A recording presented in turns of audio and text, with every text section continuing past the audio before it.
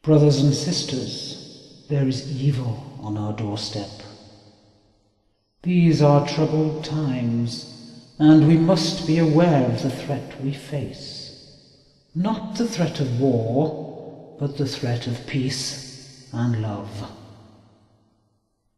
It is time to open our eyes to the truth, to cast away the romantic view we hold of sun-drenched shores, of cheap wine and duty-free shopping. No, my friends, reality is much darker than that. Out there on the continent prowls the beast, spreading his nefarious influence, instilling evil passions into the hearts of all, and only the English Channel remains as protection for us God-fearing Britons. Take a closer look at them all, and question their motives, for they seek to conquer us all, and suck us into their filth. Holland, once a great nation that gave us William of Orange. Oh, how the mighty have fallen! Once a dreamy landscape of bicycles, windmills and tulips, now a hotbed of prostitution and drug-taking. And think very carefully. Do you own anything at all manufactured in the Netherlands? No, for the word industry is a dirty word there. What they call a laid-back attitude, you and I know as sloth. For the only paid work they do is fornication. But doing it for free does not make it any less sinful. Oh no, indeed. The lustful, hot-blooded Mediterraneans like to think of themselves as the world's greatest lovers. But while they fiddle, Rome burns. Such decadence is only rivaled by France. The French, so proud of their gastronomy, the delicacies they make with the vilest of ingredients, how they sneer at our wholesome and yet simple fare. There can be no entente cordiale. Allies through thick and thin know it is sick and sin to them.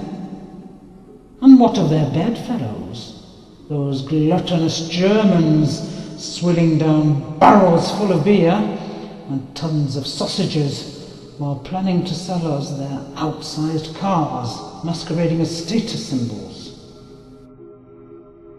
Our worst enemy.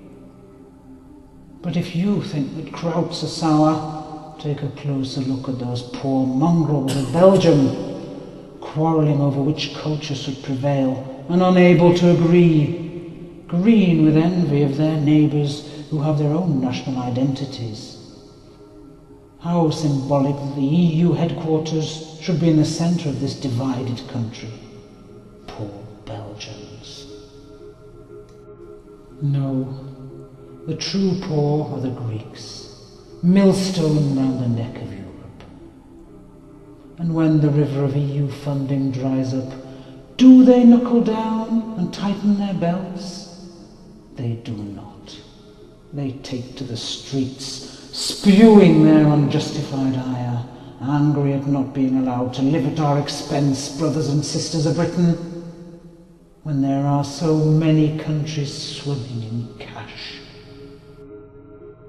Like that tiny state that calls itself a Grand Duchy, a haven for tax avoiders and money launderers, the most self-aggrandized and avaricious nation in Christendom.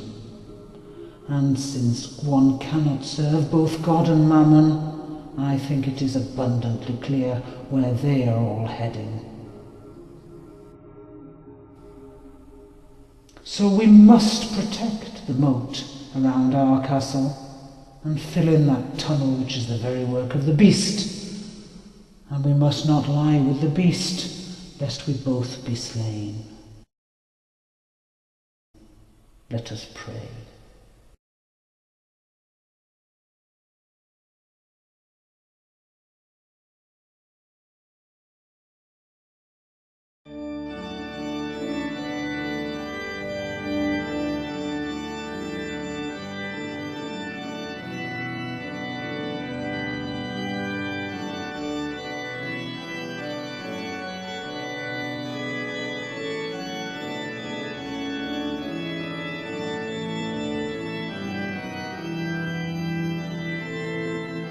That was a party political broadcast on behalf of the United Kingdom Independence Party.